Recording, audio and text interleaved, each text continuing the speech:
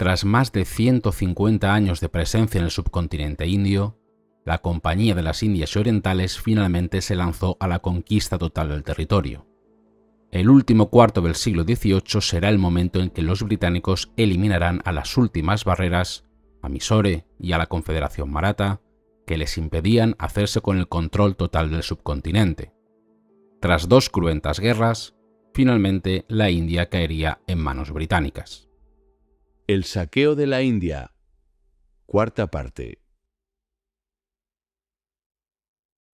Tras el largo y tumultuoso juicio a Warren Hastings, el Parlamento británico buscó un sucesor para el cargo de gobernador general, cuya integridad estuviera fuera de toda duda.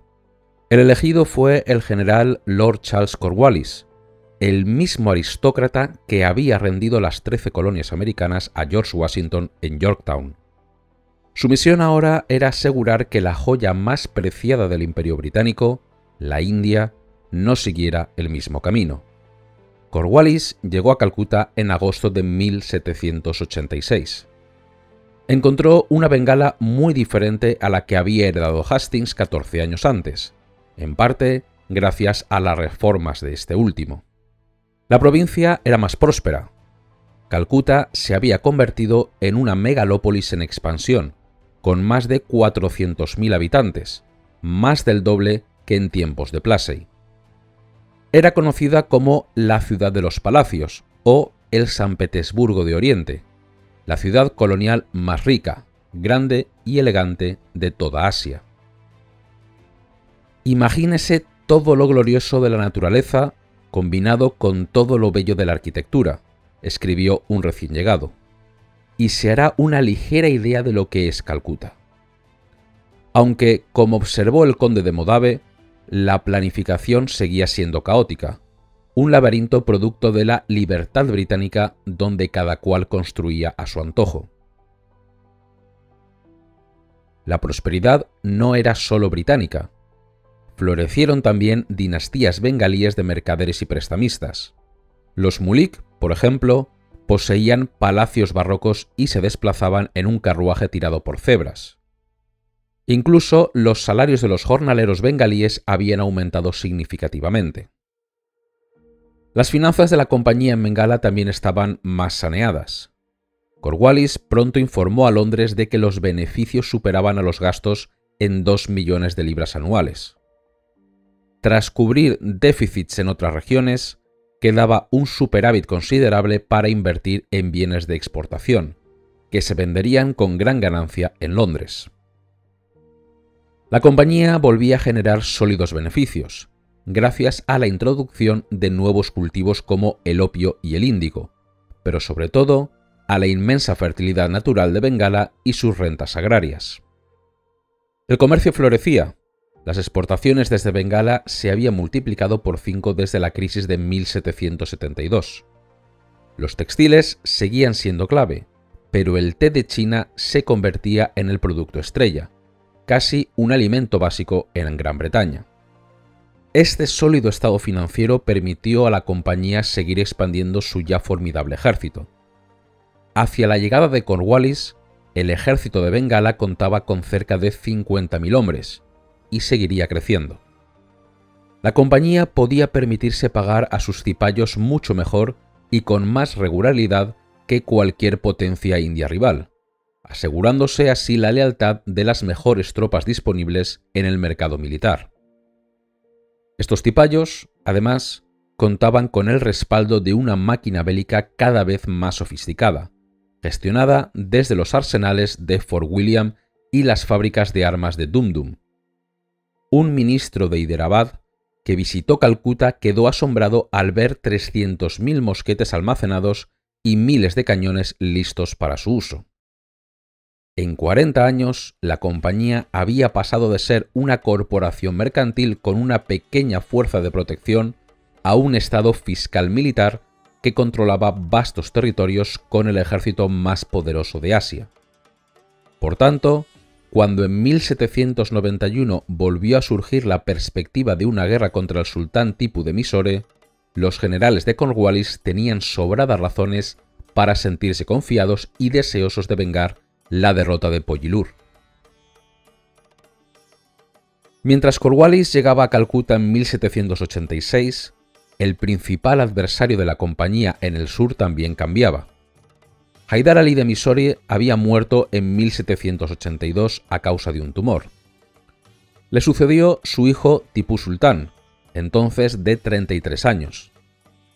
Tipu era un joven y animoso heredero, según el gobernador de Madrás, pero descrito como libre de oprobio de los vicios y la tiranía de su padre. De buena complexión, rostro delicado y ojos negros y vivaces, era un hombre de energía formidable, metódico y diligente.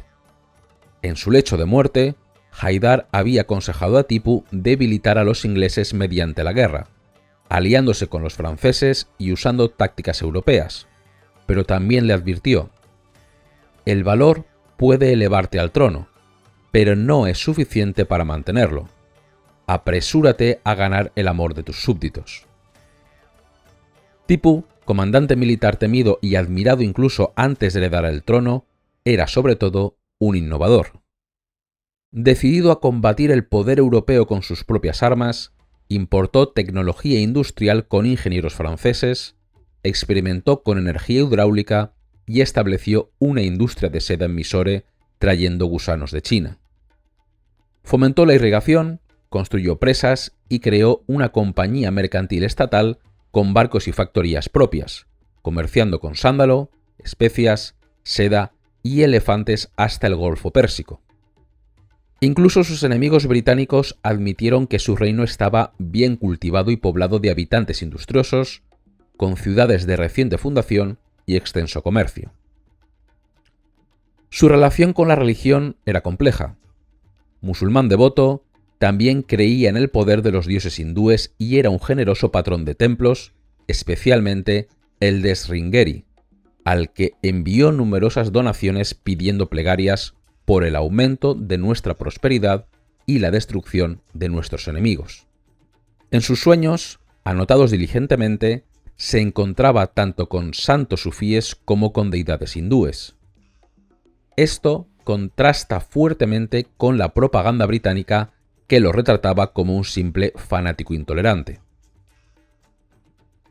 Era también un intelectual, con una biblioteca de 2000 volúmenes y una colección de instrumentos científicos modernos. Un modernizador que, como dice Christopher Bailey, intentó usar el monopolio estatal y una agresiva ideología expansionista contra el mercantilismo europeo. Pero Tipu tenía graves defectos. Ejerció una violencia a menudo innecesaria contra sus enemigos, creando así adversarios irreconciliables donde la conciliación era posible.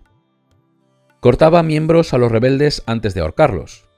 Realizó conversiones forzadas al Islam, tanto a hindúes como a cristianos, con gran brutalidad, especialmente en Malabar y Coorg, deportando a miles de personas. Destruyó templos e iglesias en los territorios conquistados. Misioneros portugueses relataron cómo ataba desnudos a cristianos y a hindúes a las patas de los elefantes hasta que los cuerpos quedaban despedazados. Su agresividad se combinaba con una torpeza diplomática fatal. Mientras Cornwallis llegaba a Calcuta, Tipu ya estaba en guerra con sus antiguos aliados, los marathas y el Nizam de Hyderabad, alarmados por sus ataques.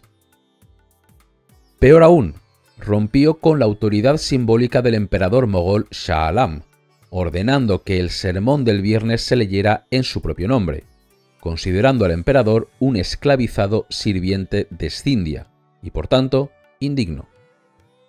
De esta manera, Tipu se aisló peligrosamente. En diciembre de 1789, Tipu cometió su error fatal. Decidió someter al Rajá de Travancore, en el extremo sur, cuyas tierras estaban protegidas por impresionantes fortificaciones y, crucialmente, por un tratado de defensa mutua con la Compañía de las Indias Orientales. Al atacar Travancore, Tipu se encontró en guerra no solo con los marathas, Hyderabad y Travancore, sino también con su enemigo más antiguo y poderoso, la Compañía Británica. La tercera guerra anglo-mysore estaba a punto de comenzar. la tercera guerra anglo-mysore comenzó, como las anteriores, con una ofensiva relámpago de Tipu Sultán en la Karnática a finales de 1790. Saqueó Tiruvannamalai y devastó la costa entre Madrás y Pondicherry. La compañía, con sus pesados trenes de bagajes, cada oficial viajaba con docenas de sirvientes, muebles, vino y hasta cabras lecheras, era incapaz de igualar la velocidad de Tipu. Lord Cornwallis, gobernador general, decidió tomar el mando personalmente. Decidido a redimir su reputación tras la rendición en Yorktown, declaró que «Hemos perdido tiempo y nuestro adversario ha ganado reputación. No me queda más remedio que ir en persona y ver si yo puedo hacerlo mejor». En febrero de 1791 partió de Madrás con 19.000 cipayos. Evitando a Tipu, subió a la meseta de Mysore y en marzo tomó por asalto la segunda ciudad del reino, Bangalore. Allí se le unieron 18.000 jinetes mogoles de su aliado, el Nizam de Hyderabad. En mayo, la fuerza combinada avanzó hacia la capital de Tipu, Srirangapatna. Pero Tipu había aplicado una táctica de tierra quemada. Los víveres, por tanto, escaseaban. 10.000 bueyes de transporte murieron de hambre. El monzón llegó temprano, arruinando las raciones, y la viruela asoló las filas británicas. Cornwallis, tras una breve escaramuza, se vio obligado a destruir su tren de asedio y retirarse hacia Bangalore. El ejército en retirada estaba al borde del colapso cuando, cerca de Melkote, apareció una vasta fuerza de caballería. Tras momentos de tensión, resultaron ser los aliados marathas, que llegaban tarde pero con un inmenso bazar que traía abundantes suministros. Los hambrientos soldados de la compañía se abalanzaron sobre el campamento maratha comprando comida a precios desorbitados. Los marathas salvaron al ejército de Cornwallis. Los tres ejércitos aliados, compañía, Nizam y marathas, se reagruparon en Bangalore, esperando el fin del monzón. Cornwallis aprovechó para asegurar sus líneas de suministros capturando los formidables fuertes montañosos de Nandi y de Savandurga. El 26 de enero de 1792, la enorme fuerza aliada marchó por segunda vez hacia Srirangapatna. Tipu, con un ejército menor pero aún formidable, se refugió tras las magníficas fortificaciones de su capital isleña, diseñadas por ingenieros franceses según las técnicas más avanzadas de Vauban y Montalembert, preparadas para resistir la artillería moderna. Cornwallis no esperó. La noche del 5 de febrero, sin luna y sin informar a sus aliados, lanzó un ataque sorpresa. Concentró su asalto en el campamento fortificado de Tipu que protegía los puentes y vados fuera de la isla principal. Tipu fue sorprendido. Tras 2 horas de valiente resistencia, tuvo que retirarse a la ciudadela. Cornwallis aprovechó para tomar el Lal Bagh, el jardín rojo en el extremo oriental de la isla, sacrificando sus avenidas de cipreses y parterres de rosas para instalar baterías y un hospital. Tras varios contraataques fallidos y con deserciones crecientes, Tipu envió un mensaje proponiendo negociar la paz. Las condiciones de Cornwallis fueron severas: ceder la mitad de su reino, pagar una indemnización de 30 millones de rupias, liberar a todos los prisioneros y entregar a sus 2 hijos menores como rehenes hasta completar el pago. El 18 de marzo de 1792, los 2 jóvenes príncipes, Abdul Khalik, de 8 años, y Muizuddin, de 5, fueron entregados a Cornwallis en una emotiva ceremonia. Fueron llevados a Madrás, donde causaron buena impresión por su dignidad e inteligencia, antes de ser devueltos a sus padres 2 años después, una vez pagada la indemnización. Tipu había sufrido un golpe devastador, perdiendo la mitad de su reino heredado, pero su espíritu no se doblegó. Intentó advertir a sus antiguos aliados, el Nizam y los marathas: ¿acaso no sabéis cuál es la costumbre de los ingleses? Allí donde asientan sus talones, van poco a poco haciéndose con el control de todos los asuntos. Su advertencia caería, por el momento, en oídos sordos.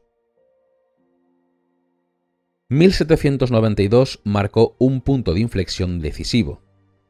Tras la derrota parcial de Tipu Sultán, la compañía ya no era solo una potencia comercial o militar, se consolidaba como una potencia territorial dominante, controlando directamente casi el 10% de la masa terrestre india, principalmente en el norte y en el este, y con una influencia creciente en el sur. Lord Cornwallis, el nuevo gobernador general, llegó con la misión de asegurar estas ganancias y evitar a toda costa una rebelión colonial como la que él mismo había perdido en América. Para ello, implementó una serie de reformas administrativas y sociales profundas, y a menudo brutales. Una de sus primeras medidas fue purgar la administración de cualquier elemento que pudiera, en su opinión, desafiar el control británico. Esto significó la implementación de políticas descaradamente racistas contra la creciente comunidad anglo-india. Se promulgaron leyes que prohibían a los hijos de uniones mixtas trabajar en cualquier rama de la compañía, ya fuera civil, militar o marítima. Incluso los huérfanos de soldados británicos fueron vetados. A los anglo-indios, al igual que a los británicos, se les prohibió poseer tierras. Excluidos de empleos lucrativos, fueron empujados a un rápido descenso social. Cornwallis también expulsó a muchos indios, último vestigio de la administración mogol, de altos cargos gubernamentales, acusándolos genéricamente de corrupción inherente debido a siglos de supuesto despotismo oriental. Los funcionarios británicos, exclusivamente blancos, comenzaron a tratar a los dignatarios indios con creciente desdén. William Palmer, antiguo secretario de Hastings casado con una princesa mogola, lamentó la frialdad y desprecio con la que se recibía ahora a los nobles indios en Calcuta. La reforma más trascendental de Cornwallis fue el Acuerdo Permanente, el Permanent Settlement, de 1793. Otorgó derechos de propiedad absolutos sobre la tierra a los samidars, a los terratenientes tradicionales, pero con una condición crucial. Debían pagar una renta fija a la compañía, establecida a perpetuidad. Si pagaban puntualmente, conservaban las tierras. Si fallaban, la tierra sería vendida. Esto provocó una revolución en la propiedad rural de Bengala. Muchas antiguas fincas fueron divididas.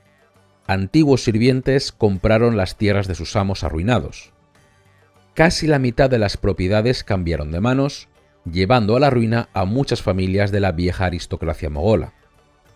Pero para la compañía, la reforma fue un éxito. Los ingresos fiscales se estabilizaron y aumentaron, llegando puntualmente.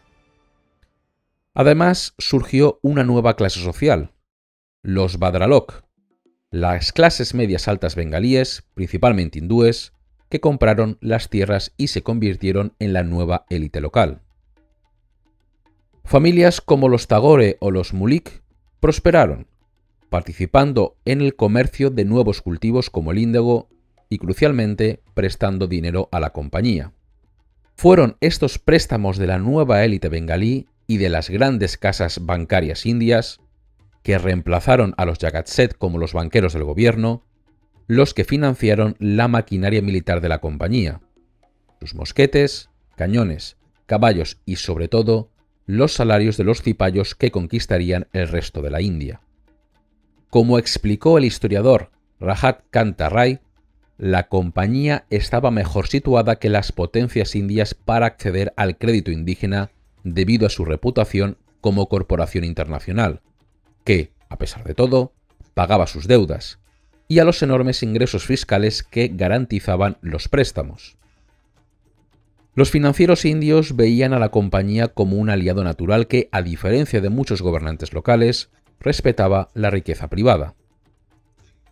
En última instancia, fue este acceso casi ilimitado al crédito y la capacidad de movilizar recursos financieros lo que dio a la compañía su ventaja decisiva sobre rivales militarmente capaces como financieramente débiles como eran los marathas, cuyo tesoro estaba crónicamente vacío.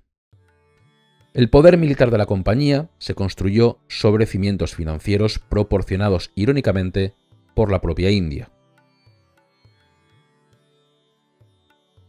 17 de mayo de 1798.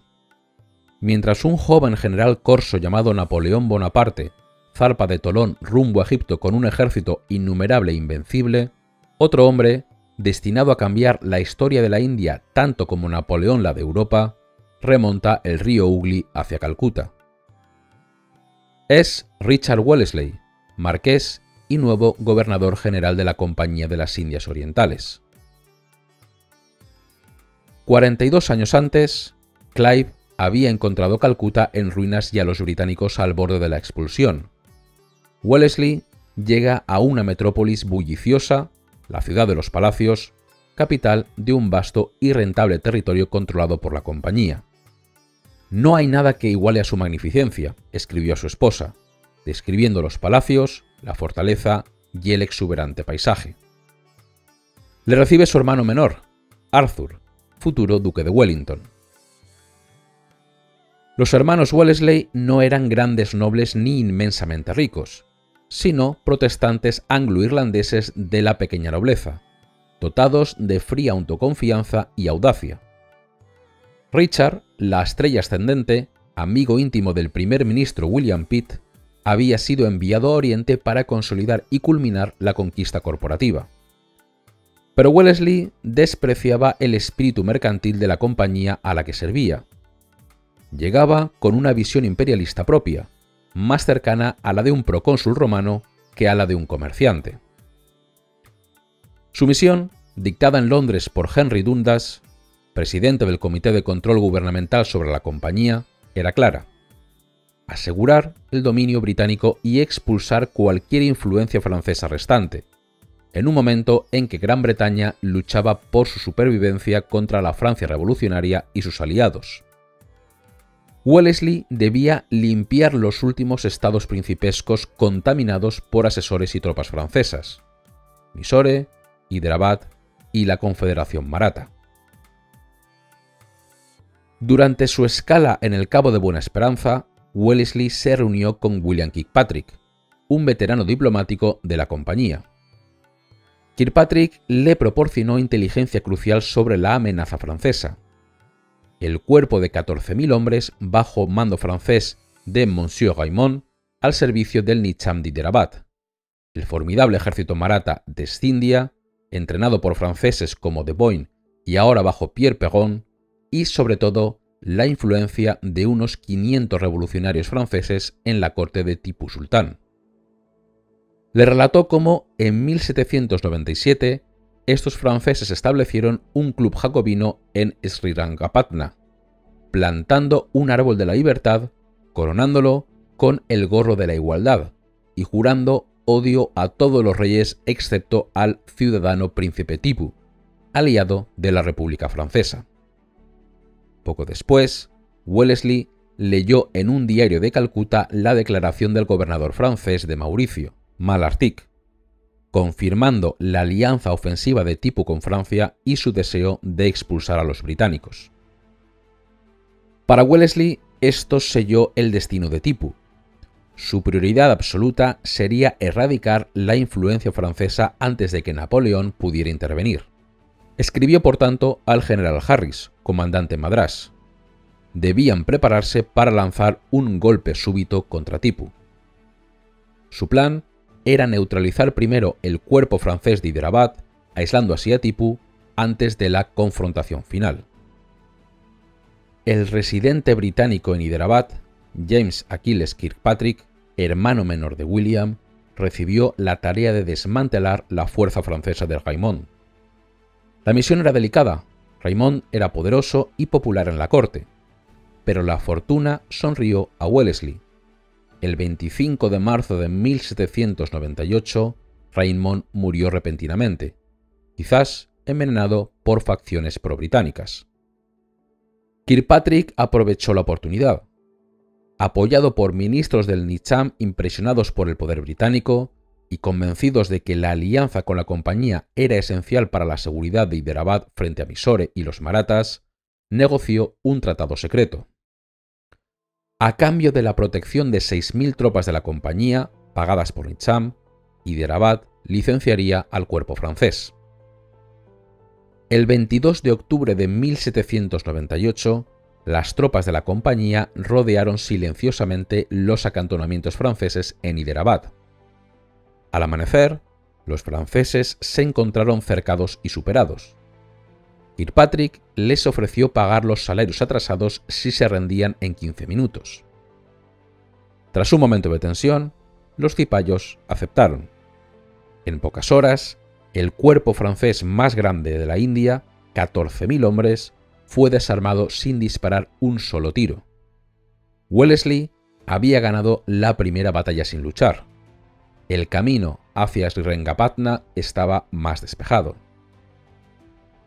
Una vez neutralizada la amenaza francesa en Hyderabad, Lord Wellesley dirigió toda su atención y los inmensos recursos de la compañía contra su principal adversario, Tipu Sultán.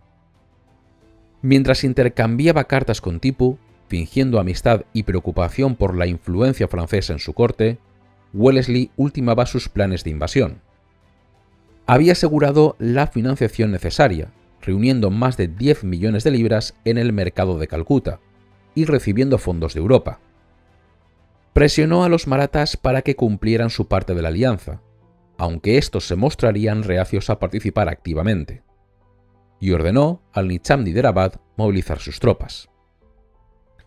La maquinaria bélica más grande jamás reunida por los británicos en la India se puso en marcha.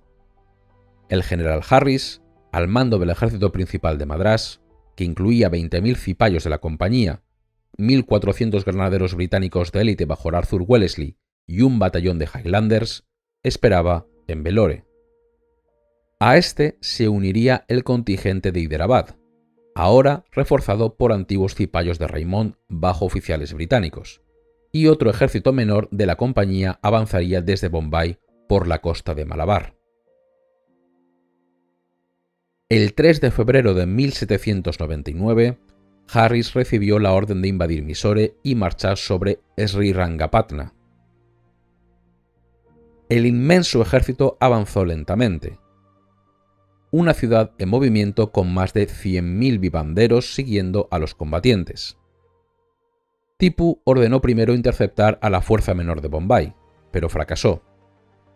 Luego intentaría frenar al ejército principal de Harris cerca de Malbali, liderando una carga de caballería, pero fue rechazado por la potencia de fuego británica y la disciplina de los regimientos de Arthur Wellesley. Comprendiendo que no podía vencer en campo abierto, Tipu se retiró a su formidable capital isleña para la defensa final. El 5 de abril de 1799, el ejército de Harris llegó ante Srirangapatna e inició el asedio. Tipu y sus 37.000 hombres se defendieron con pericia y valor. Un intenso duelo artillero se prolongó durante semanas. Los cohetes de Tipu y el fuego de sus baterías causaban bajas constantes, mientras los zapadores de Mysore reparaban las murallas bajo el bombardeo nocturno. Por un momento, cundió el desánimo entre los británicos ante la feroz resistencia. Pero Wellesley había proporcionado a Harris una cantidad sin precedentes de artillería pesada. 40 cañones de 18 libras y 7 obuses machacaron sin descanso el ángulo noroeste de las murallas. Hacia el 3 de mayo, la mayoría de las piezas de Tipu en esa sección habían sido silenciadas y se había abierto una brecha considerable en la muralla exterior. Harris fijó el asalto final para el día siguiente, el 4 de mayo.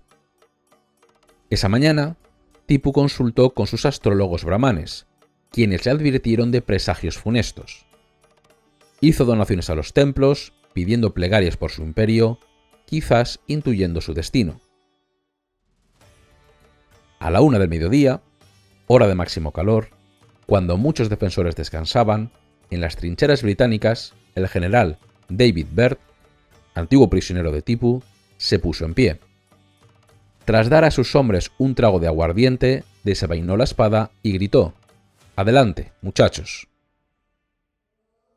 4000 hombres se lanzaron a través del río Kaveri hacia la brecha.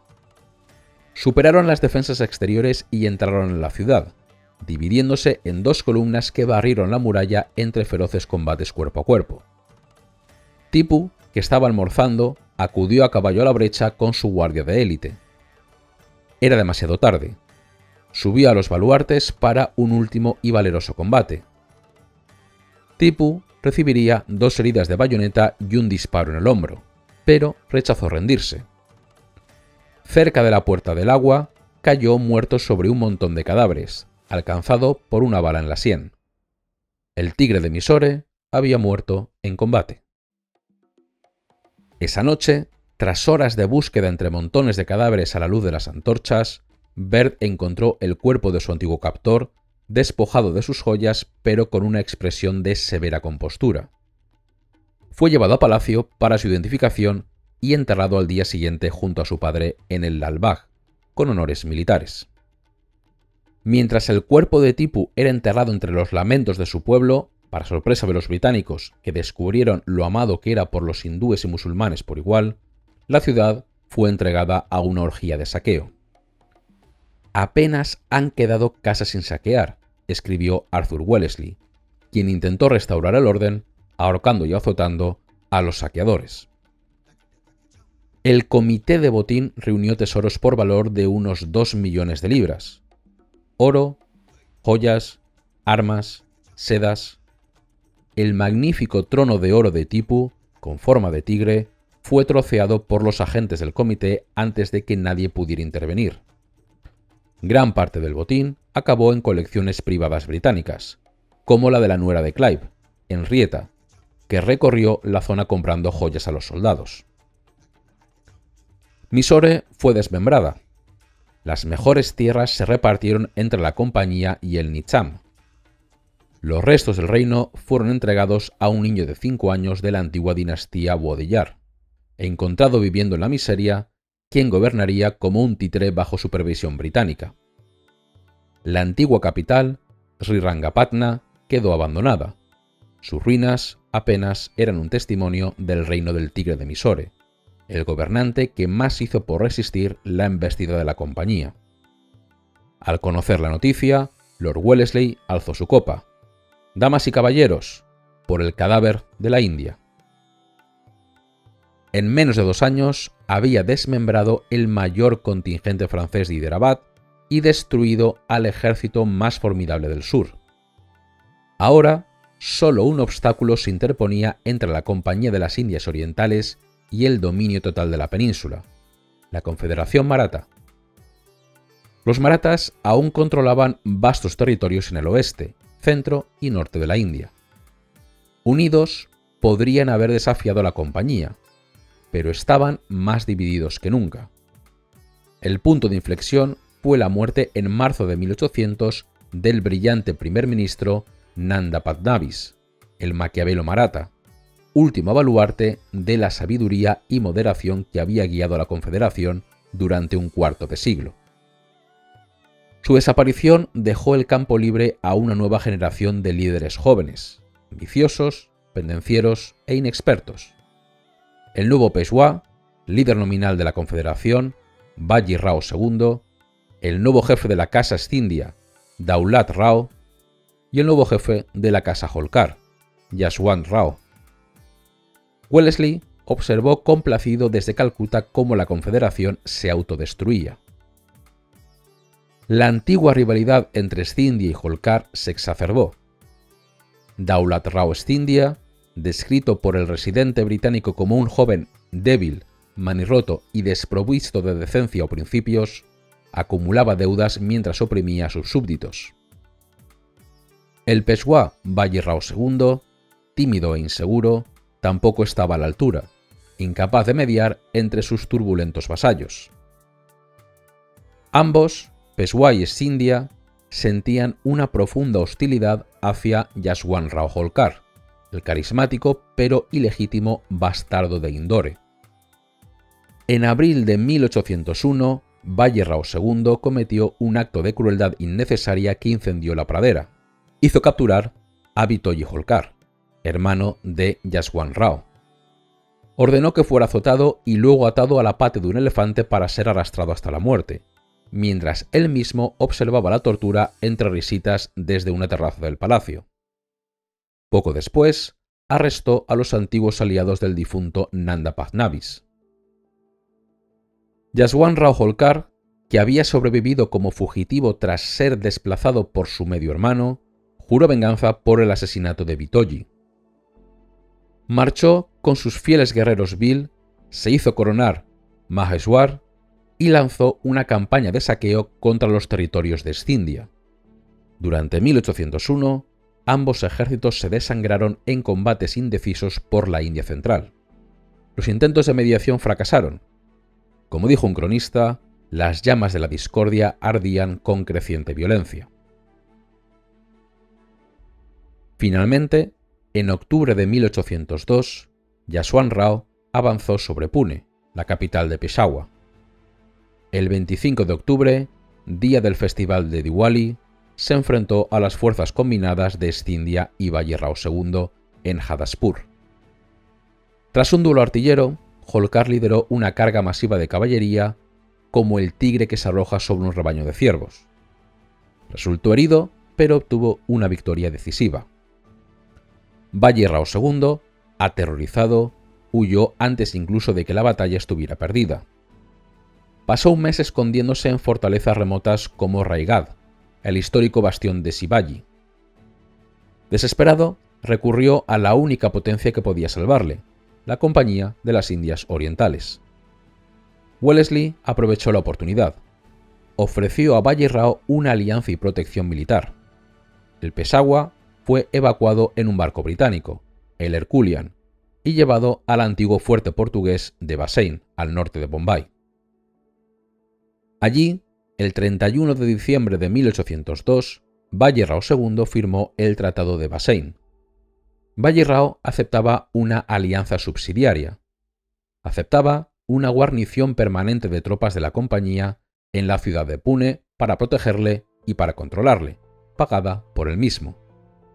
A cambio, la compañía le reconocía como señor de los marathas y prometía reinstaurarle en el trono. Al conocer el tratado, Jaswant Rao Holkar declaró con amargura: Bajirao ha destruido el estado maratha. Wellesley creía haber sometido a los marathas sin derramar sangre, como había hecho con el Nizam. Pero observadores más agudos, como el residente James Kirkpatrick, advirtieron que los poderosos señores marathas como Scindia, Holkar o el Rajá Bhosle de Berar nunca aceptarían un tratado impuesto ni permitirían que el Peshawar fuera un títere británico. Lejos de asegurar la paz, las acciones de Wellesley lograrían lo que los propios marathas no habían conseguido: unirlos, al menos temporalmente, en una confederación hostil contra la compañía. Wellesley desestimó las advertencias, pero Kirkpatrick tenía razón. La Segunda Guerra Anglo-Maratha, la confrontación final por la supremacía de la India, era ahora inevitable.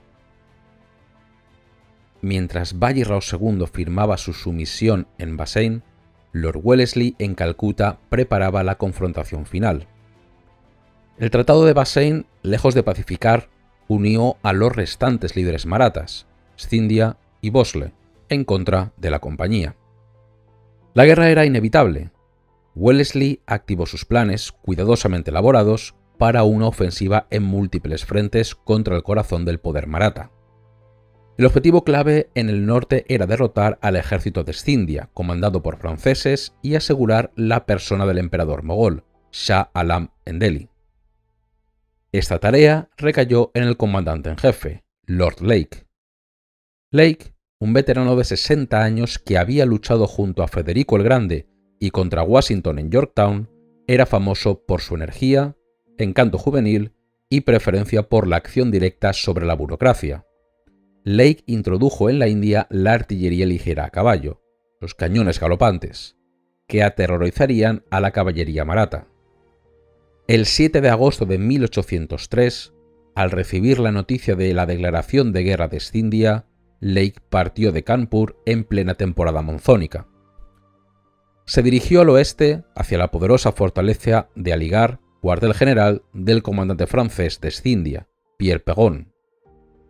Lake lideraba una fuerza relativamente pequeña pero bien entrenada de 10.000 hombres, pero seguida por una inmensa caravana de más de 100.000 vivanderos, sirvientes y animales, una verdadera ciudad en movimiento que ralentizaba su avance. Tras 3 semanas de ardua marcha por caminos embarrados e inundados, el ejército de Lake llegó ante Aligarh el 29 de agosto. La fortaleza, de diseño francés, con enormes muros y un foso profundo, era considerada una de las más poderosas del Indostán. Un asedio habría requerido meses, y Lake no había traído equipo pesado. Pero Wellesley y Lake habían estado negociando en secreto con el general Pegon. Este mercenario francés había invertido los ahorros de su vida en acciones de la compañía, y estaba dispuesto a traicionar a su señor Maratha a cambio de seguridad para su fortuna. Cuando Lake avanzó sobre Aligarh, Pegon, tras una brevísima escaramuza, se retiró con su guardia personal, alegando que iba a buscar refuerzos.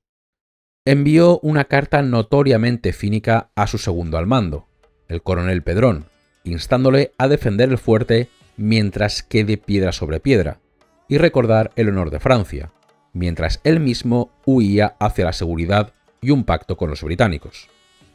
Al ver la traición de Pegon, muchos oficiales anglo-indios al servicio de Scindia, como el joven James Skinner, desertaron y se pasaron al bando británico. Sin embargo, los oficiales marathas y rajputs dentro de Aligarh, junto con algunos franceses leales como Pedron, se negaron a rendirse. Lake intentó sobornarlos durante 3 días, pero se mantuvieron firmes con gran obstinación y gallardía. El 4 de septiembre, Lake tomó una decisión desesperada, un asalto frontal contra la puerta principal de la fortaleza. Un desertor irlandés, el teniente Lucan, se ofreció a liderar el ataque. Partieron 2 horas antes del amanecer. Tuvieron un golpe de suerte inicial al encontrar un piquete avanzado fuera del fuerte y el puente sobre el foso intacto. Tomaron el puesto avanzado y cargaron hacia la puerta principal, pero los defensores lograron cerrarla a tiempo.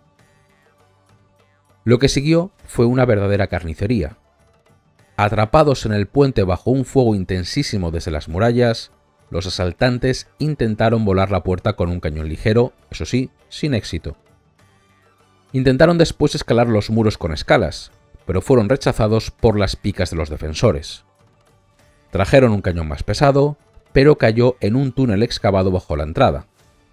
Mientras intentaban recuperarlo, fueron masacrados por fuego de mosquete y metralla desde arriba. El comandante de la partida de asalto, Monson, fue herido. La salida se convirtió en un matadero.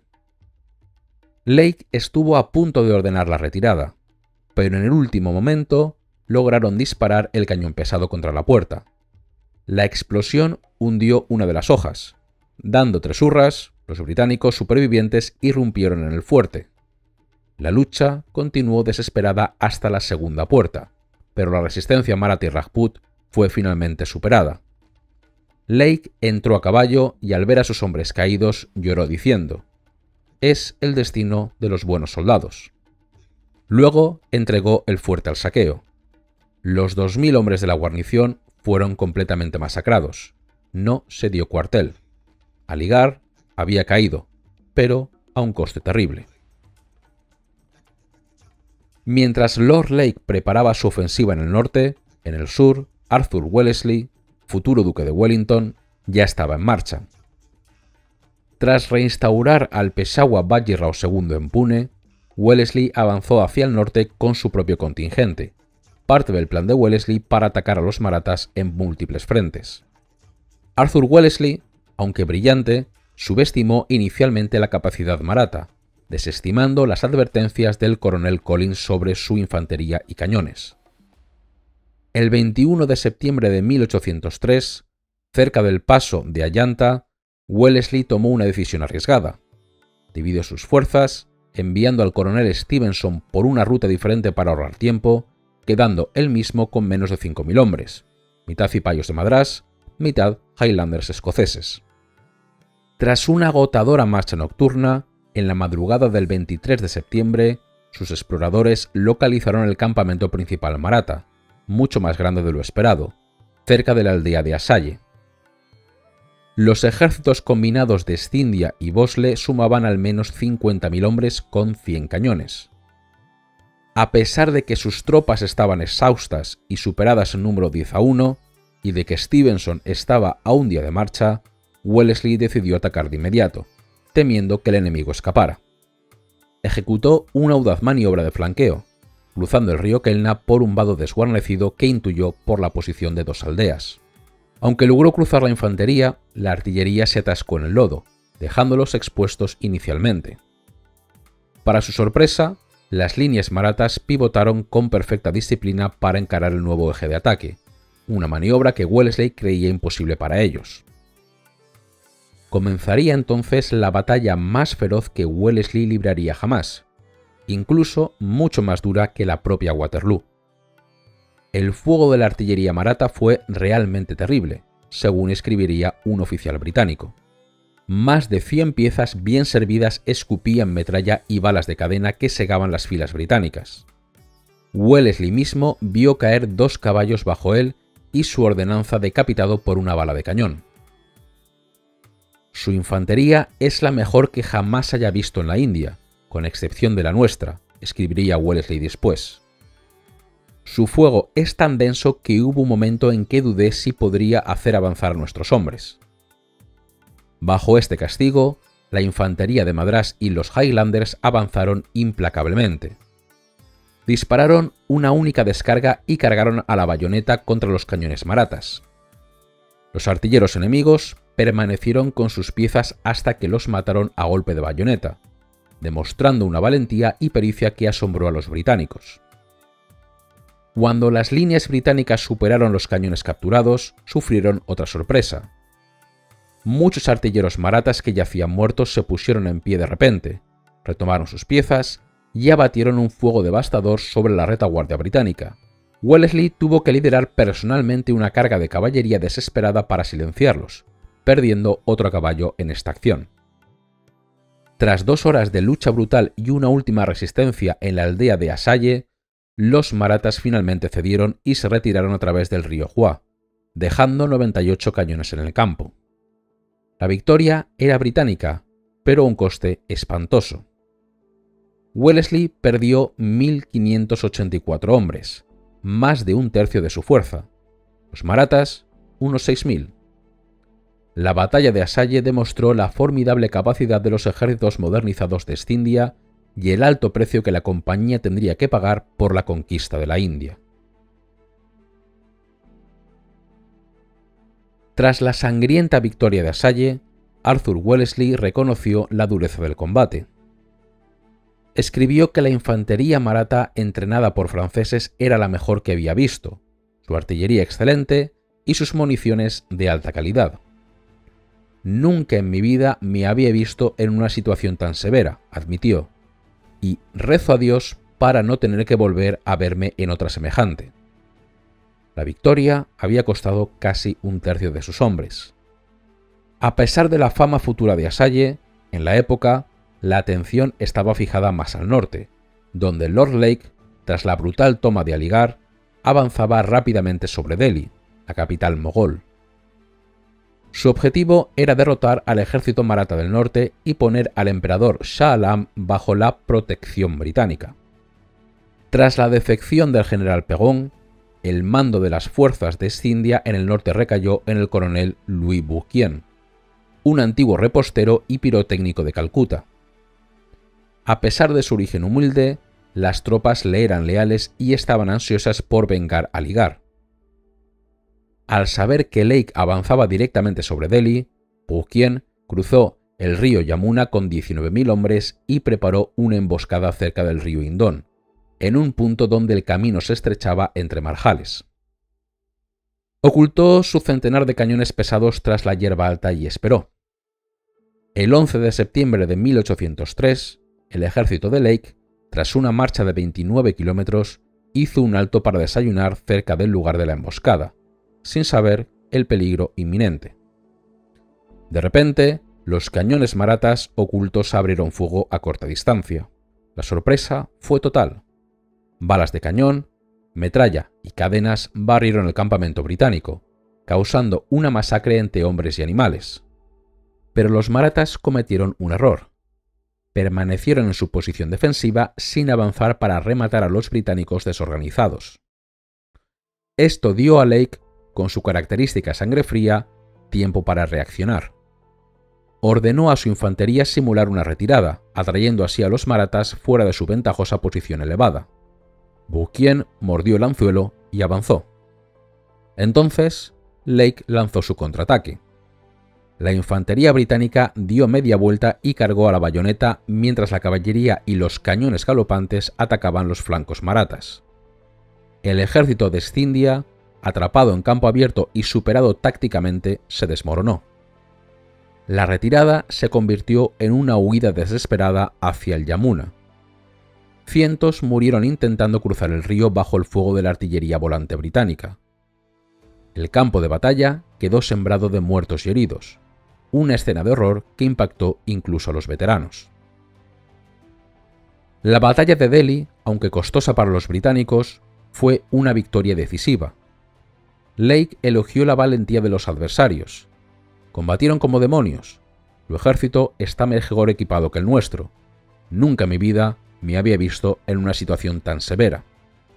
Pero la victoria puso fin a la presencia militar francesa en el norte de la India y marcó el colapso de la última resistencia significativa al poder de la compañía en el Indostán. Delhi, la antigua capital imperial, estaba ahora en manos británicas. Como escribió un cronista mogol, un nuevo tiempo de juego había comenzado en el tablero de ajedrez de la India. Tras las decisivas victorias británicas en el norte, el camino hacia Delhi estaba abierto. Lord Lake, victorioso, se acercaba a la capital mogol. Mientras tanto, el emperador Shah Alam, aún bajo la custodia nominal de los oficiales franceses de Scindia, observaba los acontecimientos desde el Fuerte Rojo. A través de su confidente, Sayid Reza Khan, había mantenido comunicaciones secretas con los británicos durante la campaña. Wellesley había enviado una carta ofreciendo la protección británica, describiéndose como el feliz instrumento de la recuperación de la dignidad y quietud de vuestra majestad, y lamentando las ofensas e indignidades sufridas bajo los marathas. Shah Alam, sin embargo, era cauteloso. Recordaba cómo la compañía había suspendido unilateralmente el pago del tributo de Bengala prometido años atrás. Antes de aceptar la protección británica, exigió garantías por escrito de que se le pagaría una pensión adecuada. Tras la derrota final de las fuerzas de Scindia frente a Delhi, Lake envió a Sayid Reza Khan al Fuerte Rojo para solicitar humildemente una audiencia. El 16 de septiembre de 1803 se preparó la entrada formal. El príncipe heredero, Akbar Shah, acudió al campamento de Lake para escoltarlo, aunque llegó con 3 horas de retraso, haciendo esperar a las tropas formadas bajo el sol. La procesión hacia el palacio fue lenta, abriéndose paso entre una multitud inmensa congregada para ver al libertador de su soberano. El comandante William Thorne describió la escena dentro del Fuerte Rojo. El comandante en jefe fue llevado a un aposento donde los ojos antaño habían quedado deslumbrados por el esplendor, mas ahora el descendiente del gran Akbar y de Aurangzeb fue hallado en un estado digno de lástima, cegado y envejecido, despojado de su autoridad y reducido a la pobreza. Se encontraba sentado bajo un pequeño palio andrajoso, un fragmento del patrimonio real que era ahora una burla al orgullo humano. A pesar de la decadencia, Lake mostró el debido respeto ceremonial, inclinando la cabeza ante el trono improvisado. El coronel David Ochterlony, un escocés que había hecho de la India su hogar y hablaba urdu y persa con fluidez, actuó como intérprete. Leyó a Shah Alam las cartas de Wellesley, llenas de expresiones de amistad y lealtad.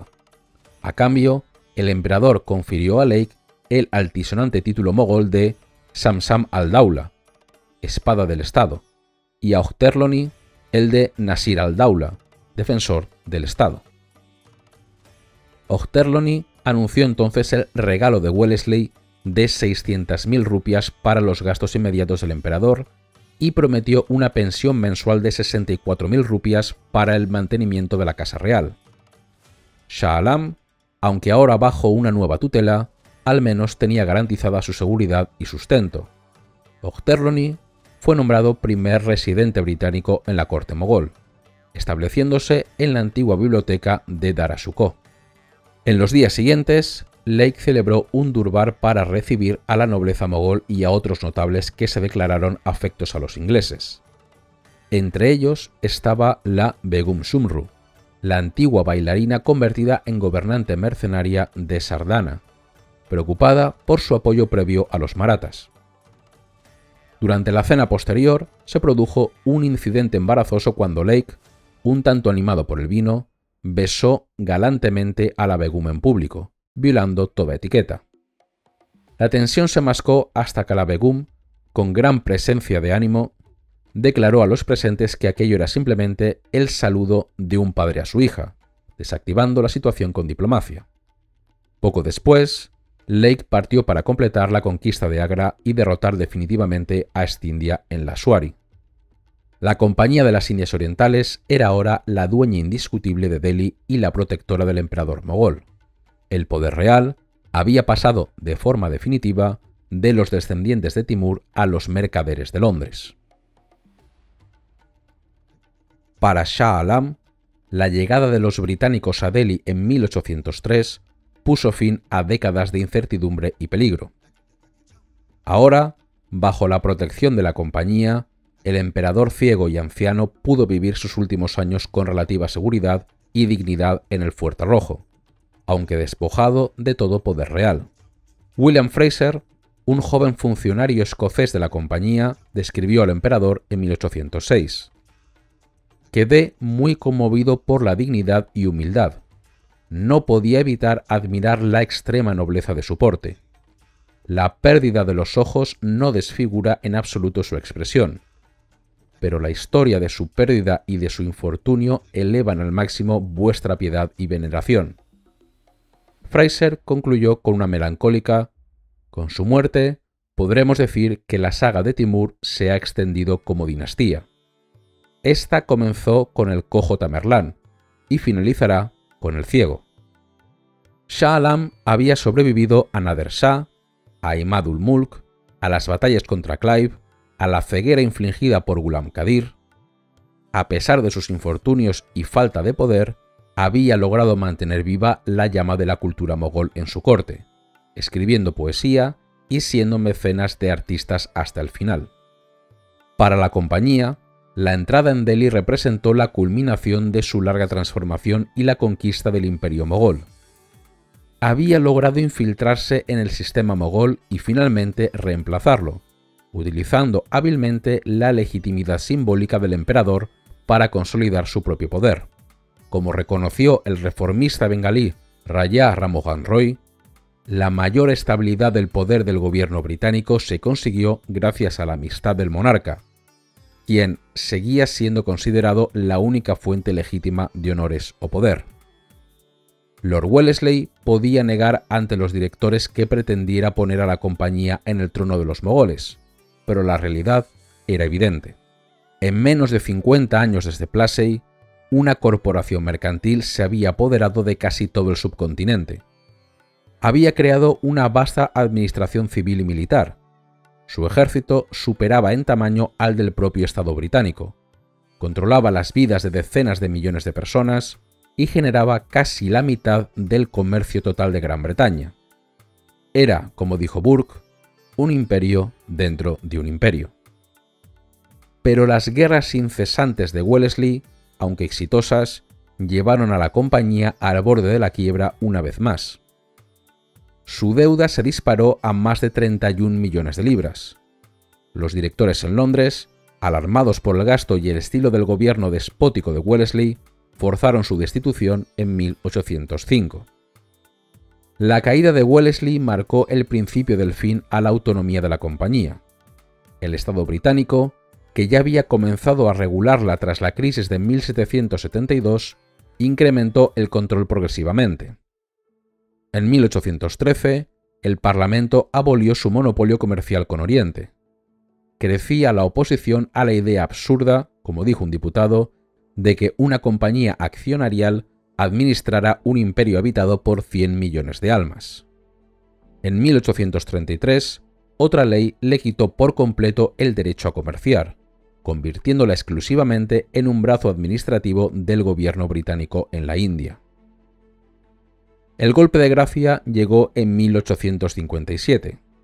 El propio ejército privado de cipayos de la compañía se alzó en una rebelión masiva contra sus amos corporativos. La brutal represión británica, que incluyó masacres indiscriminadas, fue quizás el episodio más sangriento del colonialismo británico.